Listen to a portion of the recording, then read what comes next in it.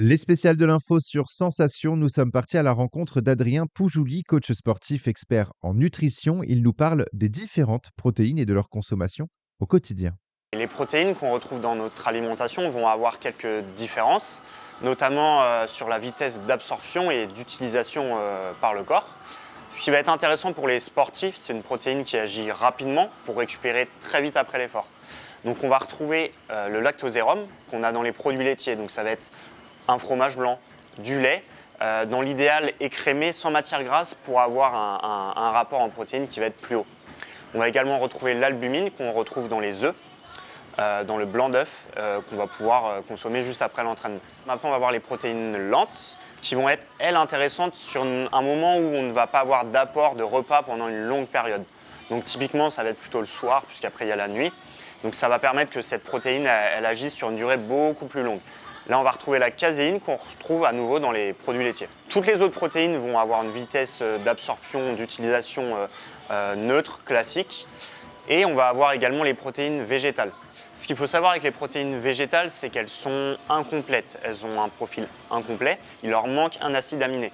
Ces protéines végétales, c'est tout simplement les légumineuses, donc les lentilles, tous les types de fèves, les haricots rouges, les pois chiches aussi. Il va falloir donc compléter avec un autre aliment pour avoir un profil complet. Cet autre aliment, ça va être un céréal, donc du maïs, du riz, du boulgour. Ce qui manque au céréal n'est pas la même chose qui manque à la légumineuse.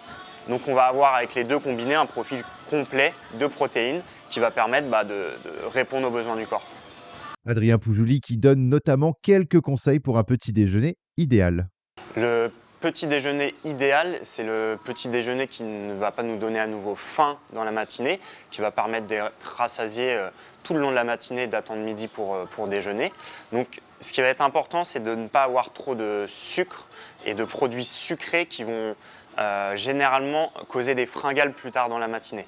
Donc limiter tous les sucres qu'on va dire rapides et plutôt privilégier des glucides plus lents. Donc on va avoir par exemple des céréales non sucrées, du pain complet. On va également retrouver du fromage blanc, un produit laitier, donc ça va être fromage blanc, lait, un yaourt pour avoir à la fois des protéines, de la matière grasse aussi qui va permettre d'être rassasié. Et on va également retrouver un fruit, dont l'idéal un fruit sous sa forme brute, donc une pomme, une banane, qui via les fibres vont également permettre d'être rassasié. Donc ce qui est important, c'est de ne pas avoir un produit sucré qu'on va dire isolé, qui par exemple un pain au chocolat ou juste un croissant qui va forcément donner à nouveau faim dans la matinée et que ce soit en termes d'énergie ou en termes de réaction au niveau des signaux de faim que ça va nous envoyer, on aura faim dans la matinée.